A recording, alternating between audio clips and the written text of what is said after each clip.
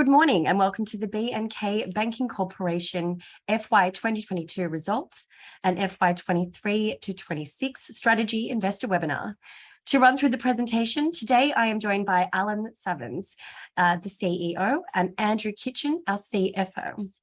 If you have any questions during the webinar, please feel free to use the Q&A function at the bottom of the screen. Alan, I'll hand over to you. Thank you, Jane, and good morning, everybody. Thank you for your time. I'm Alan Savins, the CEO of BNK Banking Corporation. It's a great pleasure that I bring this investor presentation to you today.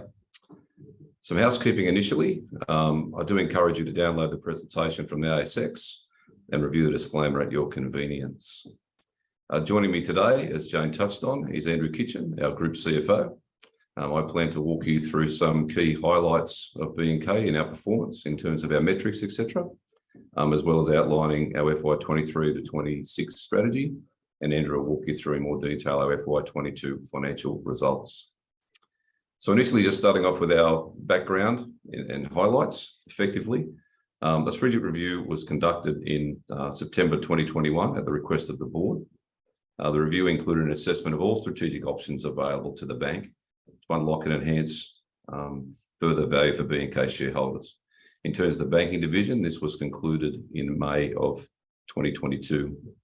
Following this review, a shift in strategic direction has been implemented to pivot the company into higher margin SME lending, thereby driving the next phase of our expansion for the bank. We've experienced excellent growth across our loan book, our deposit book, and net interest income in FY 22, which I'll address shortly. So we're well positioned to build upon this success. Our plan is to achieve 15 to 20% of total projected settlements volumes for FY 23 in commercial secured loans, primarily commercial property. This will increase to a normalised run rate of 30% from FY 24. Residential loans will still form part of our DNA, but we intend to use our Bendigo and Adelaide Bank capital relief warehouse facility for the majority of these loans to optimally manage our capital, with a longer term strategy to build a loan book minimum of $3 billion by FY 26. In other words, we have the optionality to use the prime warehouse for low risk return on capital residential loans, whilst using the balance sheet for higher margin business to maximise our net interest margin and manage capital. We have a proven ability to originate deposits and generate assets, and we are well capitalised to execute on our plans. So moving forward, I think this slide is self-explanatory, but as can be evidenced, we've had exceptionally strong performance across our metrics for lending, deposits, and net interest income. On the left-hand side, our CAGR for loans, 86% over the last 2 years. This underlines really the value of our distribution. We have not jeopardised our lending standards to achieve these results, and I'll touch on some of these metrics of the portfolio later in the presentation. Our CAGR for deposits were equally as strong at 67% over the last 2 years. Again, the value of a diversified distribution channel underpins this result. BNK has the ability to pivot between funding channels as needed to fund the portfolios with the most cost-effective option, be it at call deposits or longer-term deposits. We have proven we can utilise multiple funding channels throughout the year to support our rapid lending growth. BNK increased its distribution to be on the panel of all large middle market brokers in Australia, building deeper relationships with these brokers to be the first lender of choice when large funds become available. Competitors such as Challenger Bank raised 150 million of deposits over the entirety of FY 22. We raised the equivalent 150 million of deposits in 6 weeks, demonstrating our ability to scale and support our future funding needs. Again, we also have the optionality to control our volume flows through the use of our Bendigo warehouse facility. This enables BNK to control and lower deposit pricing, so we have the capacity to quickly raise or meet the deposits as required. In the context of our net interest income, as you would expect with the above system growth in lending and deposits, this of course is underpinned at 58% CAGR for the 2 years. Our last 12 months recorded a 70% year-on-year growth for net interest income.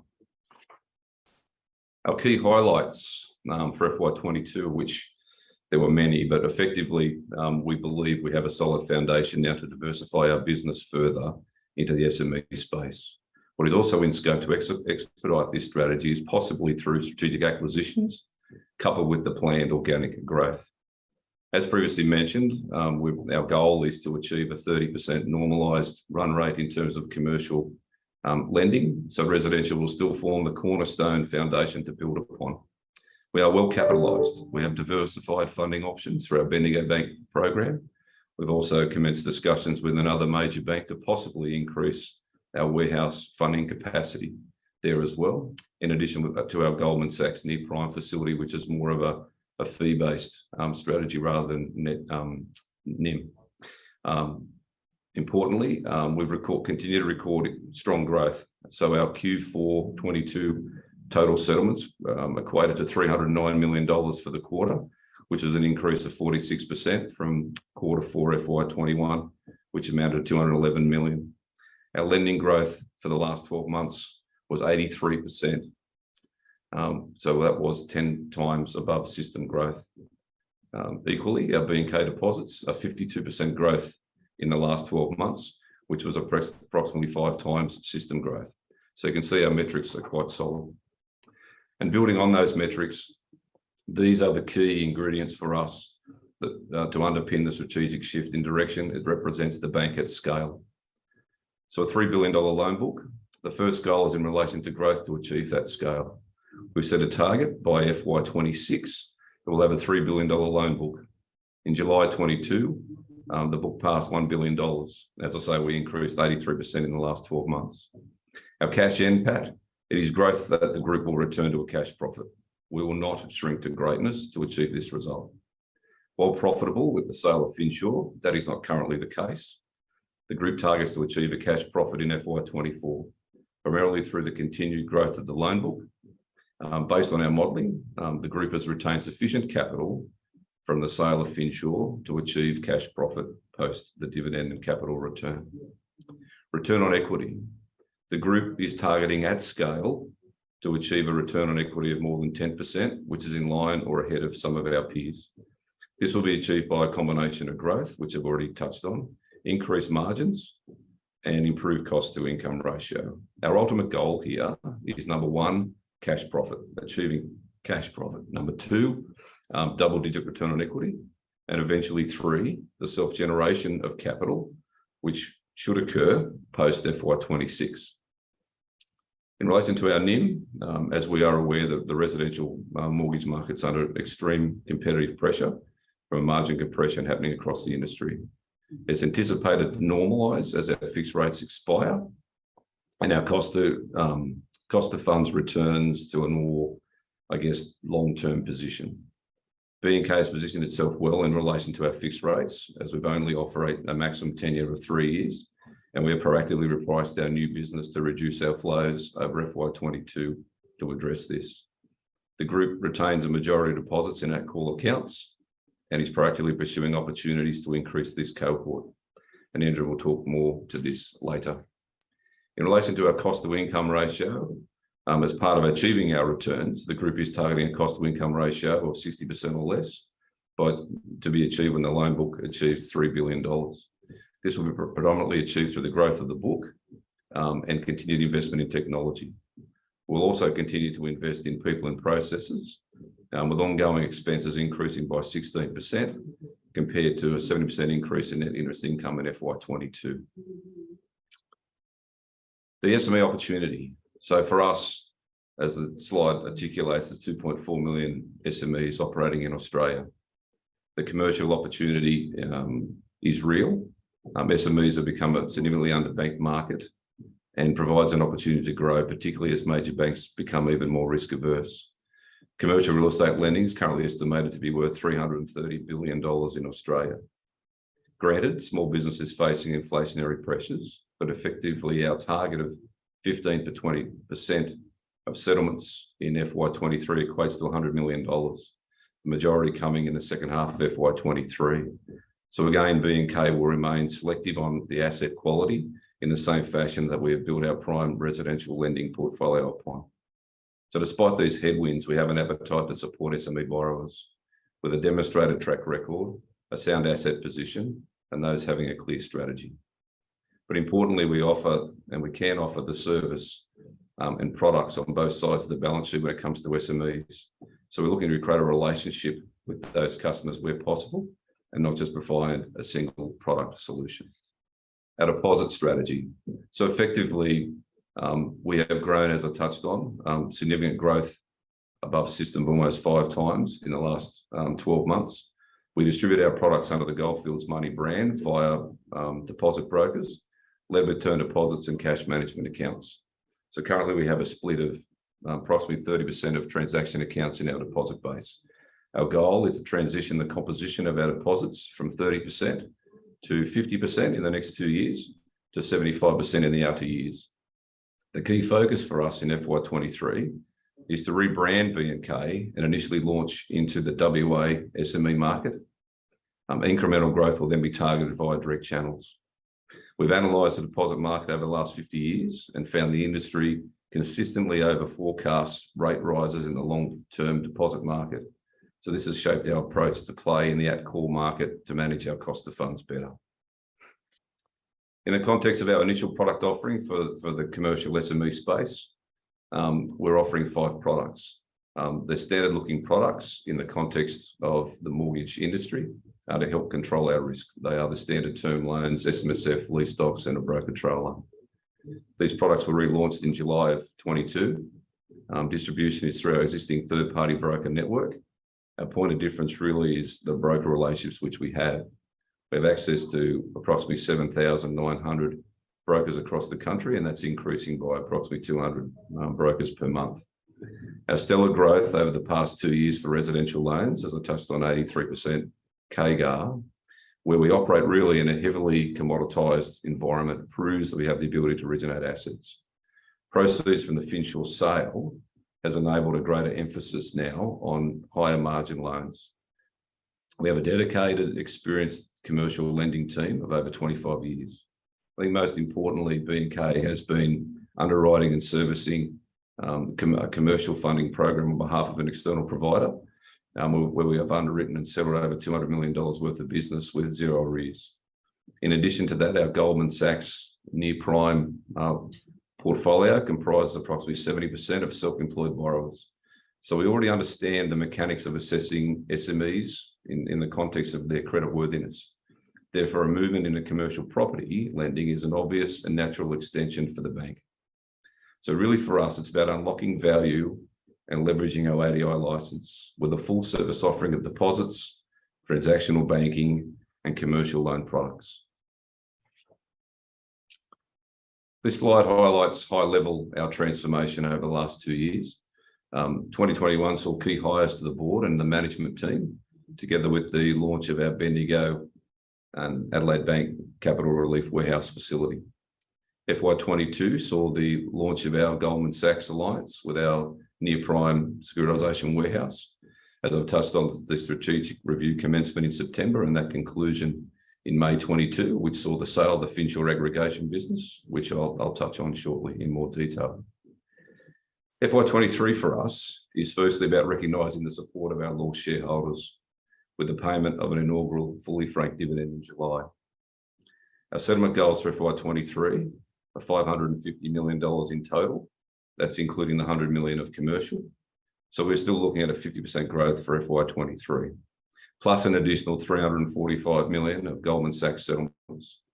So total settlements for the company are forecast at approximately 900 million for the year. Whilst we've achieved stellar performance with our metrics over the past 2 years, we've also been recognised by industry as well. And I think it's important that we pause and reflect. It's important to note that we sell our loans for BNK under the brand of Better Choice Home Loans. So we sell our deposit products under the brand of Goldfields Money currently. We sell our loans under the brand of Better Choice. So in 2021, Better Choice was awarded Loan Services Team of the Year at the Australian Mortgage Awards. Better Choice also received an award of Mortgage Lender of the Year at the Your Mortgage 5-Star Awards. Importantly, BNK was recognised for Best Small Business Everyday Account at the Mozo Experts Choice Awards 2 years running.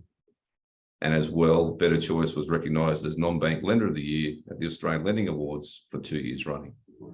So it's nice that industry, not only in the context of our own performance and metrics, it's nice that industry also recognise the hard work that the team, which is a valuable part of the BNK assets, have managed to execute over the last few years. So the Finsure sale and capital return.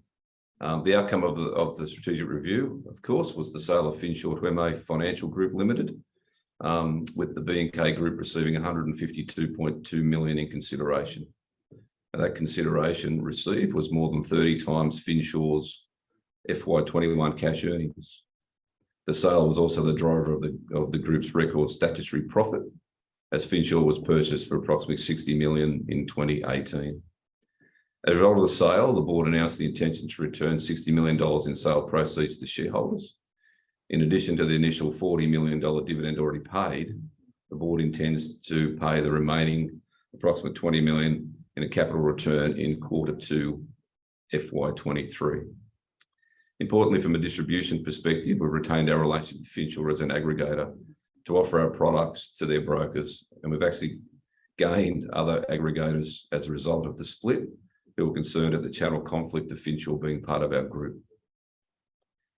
We have a highly experienced board that will assist drive the next stage of our growth, led by Don Cook, our chairman, a former CEO of ING Bank in Australia from 2009 to 2012, and CEO of ING Bank Italy from 2012 to 2016. We have a strong management team with a proven track record to execute change and strategy. In relation to myself, I have had greater than 35 years experience within the financial services industry. I initially had 17 years in the State Bank of New South Wales, which became Colonial State Bank, which became CBA. My main roles there was in business banking and commercial corporate credit. I was a founding member of Bluestone Group as the head of lending and operations for both Australia and New Zealand. I spent a small time in Societe Generale in their structured finance area before being approached to join Resimac to initially establish their specialist lending business. 12 months after joining Resimac in 2007, I became the Chief Operating Officer, and some of my additional roles there was Executive Director of the Resimac board in New Zealand, where that effectively had carriage of that operation in Australia, as well as being the chairman of Finsure from launch to my departure in 2015. So I left Resimac and joined Finsure to effectively design and develop the Better Choice business. So I've been involved in the banking environment since the merger of 2018 between Finsure and Goldfields Money at the time. My initial role was a general manager of banking, as well as running the Better Choice business. So I think I'm well versed to understand the fabric of the bank, both operationally and financially, and I'm well positioned to understand the importance of higher margin business and the pivot in the commercial lending.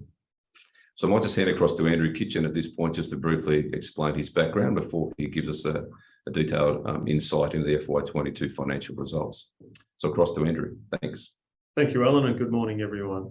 So my background is I'm a long-standing Big Four qualified, worked my way through the finance departments of many corporates and ended up being the Group Financial Controller at Westpac Banking Corporation. I then pivoted into small caps, becoming the inaugural CFO of the fintech starter, the Hay Group, before joining BNK in October 2020 as the CFO. So today I'll talk to the financial results, and there's really three key highlights, which is the growth in revenue, which Alan has already touched on, the sound balance sheet and strong capital position. The first slide here shows the key financial metrics. FY22 was really dominated by the sale of Finsure, with the group recognising a record statutory profit of $59.8 million. This was predominantly driven by the sale of Finsure. As Alan previously mentioned, the sale was for $152 million. If you deduct from that the carrying amount of Finsure, the transaction costs and the tax impact, that is broadly in line with the statutory profit for the financial year. The result has resulted in net assets of the group of $190 million as at June 2020. which is a 48% increase year on year, and on a per share basis equates to $1.60 per share as at 30 June. For the balance of the presentation, I'll be talking to the ongoing performance, which is the banking division, and showing the pivot to the higher margin business. The first slide here shows you the NPAT walk year on year. In FY21, the group made a loss at a banking division of $2.7 million. In FY22, this loss has been significantly reduced to $1.47 million after adjusting for one-off IT development costs, which had historically been capitalised. The drivers of this increase were the net interest income, driven by the growth of the balance sheet, which has already been highlighted. This has been partially offset by an increase in expenses as the group continued to invest not only to support growth, but to uplift the risk management capabilities of the organisation. Other changes were an increase in commission expenses and credit provisions, which were to support the growth of the organisation, and a decrease in the trail commission as the white label business continues to run off. I'll provide further details on each of these points in subsequent slides. The next slide shows you the underlying and the cash NPAT of the group. As discussed on the previous slide, the cash NPAT is improved in the year, particularly after adjusting for the IT development costs. Cash earnings is a key metrics of the group, as shown earlier with Alan highlighting that as one of our key performance indicators. In contrast to cash earnings, the net profit after tax on an underlying basis has deteriorated year on year. This is driven by the revaluation of the net present value of contractual assets, otherwise known as the NPV. The old white label lending model is now in runoff, and as a result, and as previously advised in the last financial year, this will have a negative impact on the FY22 and subsequent years' underlying NPATs. It should be noted that the NPV's asset is a non-cash item, has no impact on regulatory capital, and is being retained to generate trail income and therefore improve the group's cash earnings and capital generations positions. Other than the impact on NPV, underlying profit year on year has improved in line with the cash earnings. The next slide just provides some details of the metrics which drive the net present value of the contractual assets. And the two major drivers are the discount rate applied, which is applied each year, with the uplift in interest rates that has significantly increased to 6% for the FY22 cohort. And the other impact has been the runoff rate of the book, which in line with industry and refinancing activity has increased year on year. Net interest margin. So net interest margin, or the NIM of the bank, has decreased by 37 basis points to 1.3% on a normalised basis compared to the prior year. Lending income has decreased in line with the rest of the industry, driven by intense competition. To address this, the variable rate loans are being repriced at or above interest rate rises. In addition, the fixed rate book, which is 36% of the total book, has flows now reduced to less than 10% of acquisitions. In addition to proactively manage fixed rate stress, the longest fixed rate loan that the group has written is 3 years. As a result of this prudence, there will be the opportunity to reprice 68% of fixed rate loans by the end of FY24. These actions, along with the pivot to higher margin lending, will increase the lending income. The cost of deposits has been increased to support the growth of the business through interest-bearing and call accounts. The weighted average interest rate on the deposits in FY21 was a very low 45 basis points. By contrast, FY22 was 95 basis points. So while it's up year on year, it is still a low cost of funds. A key objective of the bank is to reduce the overall cost of funding through diversifying and improving its funding mix. In the Outlook section, there will be an update on the opportunities to grow with lower cost deposits. Finally, with the sale of Finsure, we are sitting on liquid assets above normal operating thresholds. These funds are being placed and are earning a return, thus increasing interest income. However, the return is lower than our lending portfolio, hence is dilutive to NIM. As a result, we have normalised for this impact.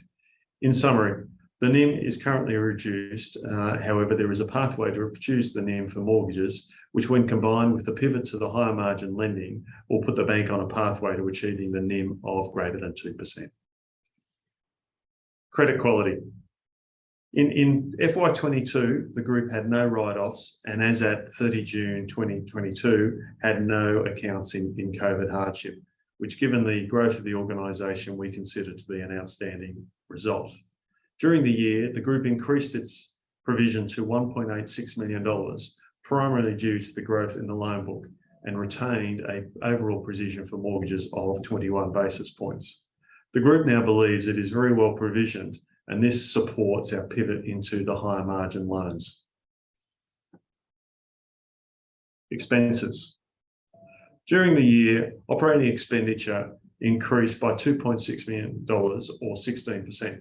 The increased expenditure was primarily to support the growth of the business and enhance risk management capabilities. It is also reflecting a more conservative approach to capitalising of IT expenditures compared to previous years. Excluding the impact of the IT development, expenses increased by 10%. By contrast, interest income increased by 83% during the financial year. As noted in the outlook section, the group is targeting a cost to income ratio of 60% at scale, which will be achieved primarily through the growth of the asset books. Finally, the group remains well capitalised. The sale of Finsure has produced a significant capital uplift, closing the year with a capital adequacy ratio of 47.5%. Besides the Finsure sale, the impact of other major capital movements are organic capital generation was negative year on year. This is probably due to both the growth in the securitisation and the lending portfolio, which have elements which produce capital deductions. The loan book has increased significantly, very much as risk-weighted assets from the growth of our lending book has increased. The next one is a hybrid or tier 2 was raised of $14 million was raised in September of 2021. Finally, we have inserted a pro forma impact of the $60 million distribution, which reduces the capital to approximately 30%. As Ellen said up front, the group retains enough capital post-distribution to achieve a cash profit. I hope this provides you with an overview of the revenue growth, sound balance sheet, and the improved performance of the group from a financial perspective. I'll now hand back to Alan to take you through the outlook. Thank you. Appreciate that, Andrew. Yeah, so this is really to give an insight into effectively some of our key portfolio metrics within the organisation, followed off with a summary of our strategy and where to from here, really.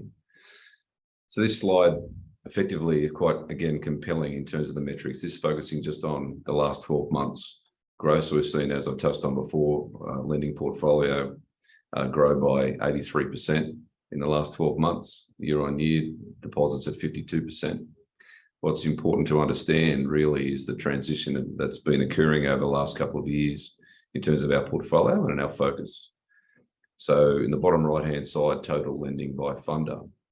You can see the largest cohort there is a white label book starting at 1.9 billion for Q4 FY21, and we've seen that erode down to 1.4 billion. That is our old mortgage managed white label portfolio that operated under the Better Choice or still operates under the Better Choice brand. We're seeing a transition, a deliberate transition, to move away from the lower margin returning portfolios into more higher margin returning portfolios and being one that we can control our own destiny. So as we have run down, or we are running down that portfolio over time, we're seeing then the pickup of the bank and the prime wholesale, as well as the Goldman Sachs programs take their place. So it's really about the transition of the organisation into higher margin business.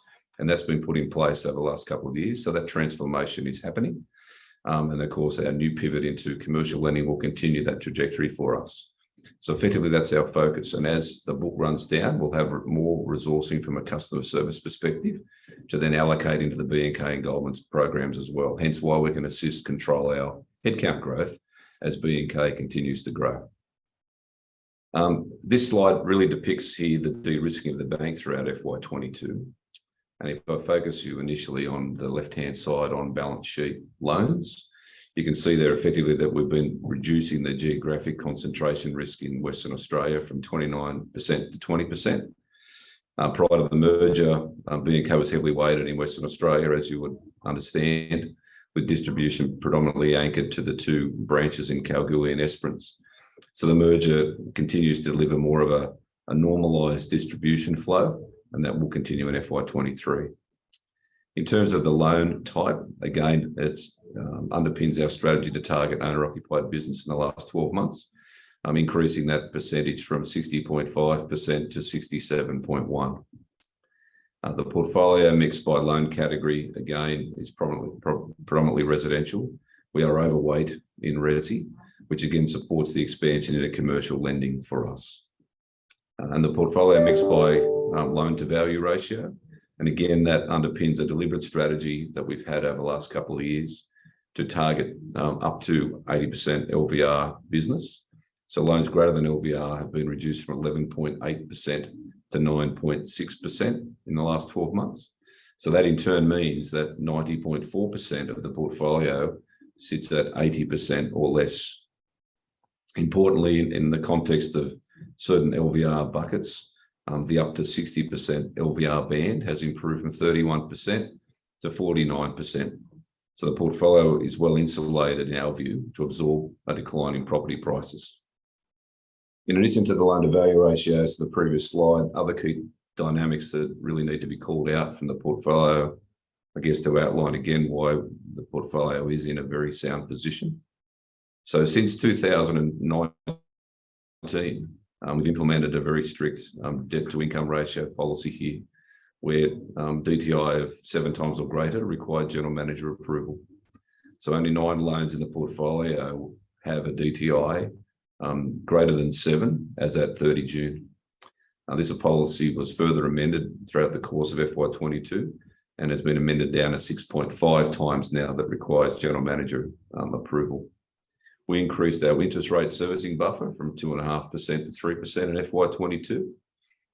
Our offset balances saw an increase of 93% over the course of the year, from 45 million to 87 million. Importantly, 36% of our customers are 12 or more months ahead on their loan repayments, and 28% of our customers are 24 or more months ahead on their loan repayments. Mortgage in possession rates have diminished to zero.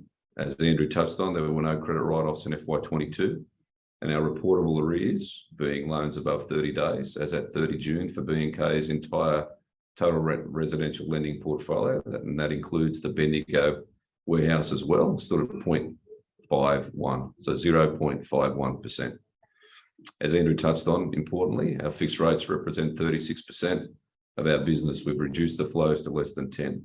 So we do have the opportunity effectively to reprice those loans when they roll out into variable, 68% by FY24. That will also help with our NIM pickup when these loans roll, as Andrew's mentioned. So key focus for us in FY23 and beyond. So one of the important ingredients is to rebrand the organisation to BNK across all channels. So that means moving from our deposit streams of Goldfields Money into BNK, and Better Choice for loans into BNK. It's a key strategy that we wish that will optimise our strategies moving forward. We will utilise the Bendigo warehouse, our capital relief warehouse, for those lower risk, lower return products for the optimum use of capital consumption. So really the lens is higher margin business onto balance sheet, and then the lower risk products to be utilised for our warehouse. We'll extend our banking suite of SME products. So initially, obviously, commercial secured loans and transaction accounts. We wish to continue the relationship and build a deeper relationship with the Goldman Sachs warehouse. We think that there's a great opportunity there in any cyclical environment. As credit appetite contracts, we potentially can write even more loans in that cohort as well. So the Goldman Sachs program, again, predominantly supporting SMEs, is an integral cornerstone of what we're looking to do.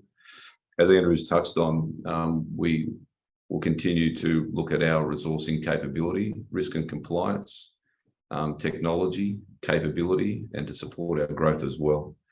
We must pivot our tech stack to deliver capability in the organisation. It has to be an enabler for who we are and to execute our strategies. It has to support our efficiency strategies, as well as controlling our cost to income ratio. Strategic white label partners is an important one for us. We see the opportunity to partner with other distribution partners where otherwise we wouldn't have access to. So we see white label as an important ingredient as we move forward from a distribution point of view. And of course, the ongoing development and expansion of our deposit products as market opportunities open for us. So in conclusion, really, we want to focus on a market-leading SME organisation to support small business. We wish to become the bank for enterprising Australians. Residential home loans, of course, will be the cornerstone to build upon.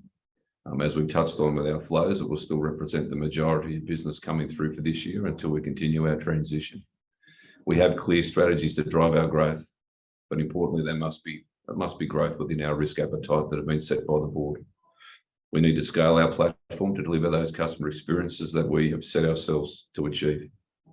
And most importantly, because we see as an integral part of our assets here at BNK, is to grow and retain our talent.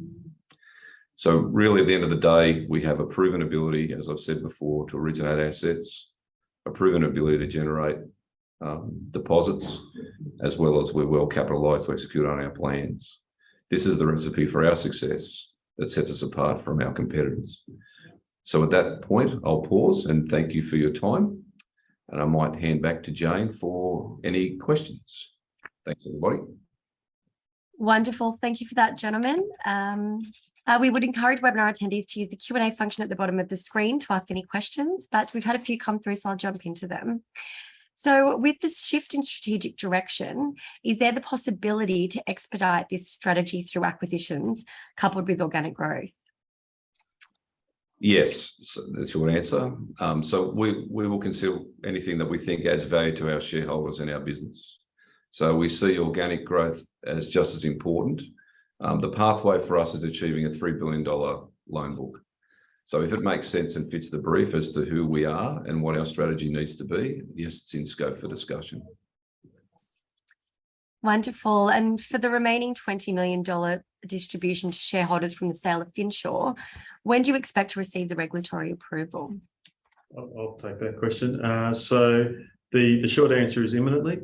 We required 2 regulatory approvals. One was from APRA for regulatory approval to do a capital return. That has already been granted approximately 10 days ago. The other is from the ATO to make sure that the capital return is positioned as advantageously as possible for shareholders. That submission is with the ATO, and we're expecting a draft response which will be sufficient to kick off the return process any day now. Wonderful, thank you. Another one's just popped up here. So can you please describe the level of balance sheet equity required for commercial property versus residential property equity? And just further to that, will more capital be required to be raised to get to the $3 billion in loans? So with the change in APS 112, obviously the rates which are risk weights required do get more variable. But it's approximately, in simple terms, mortgages are at 35 points of capital, whereas a commercial loan is at 100 points. Therefore, obviously, we will be targeting approximately tripling the margin on those commercial rate loans or better to increase the point of there. As Ellen and I both said in the presentation, we have sufficient capital to achieve net profit or cash profit. However, there will be additional capital required probably in late FY24 on the journey to achieving the $3 billion balance sheet. Thank you, guys. Another one popped up. So can you provide an indicative breakdown of spend between staff, IT, systems, additional spend? Approximately 2/3 of expenditure is on staff, as is typical for the organisation, with a majority of the balance being spent on both technology and the development there, as well as the maintenance. So they are by far our 2 largest expenses. Wonderful. Well, it looks like those are all the questions that have come through. So I want to thank you all for joining us today for the BNK Banking Corporation Investor Webinar. And should you have any further questions, please feel free to reach out via the contact details on the bottom of our ASX releases. But thank you again. Thanks, everybody. Thank you.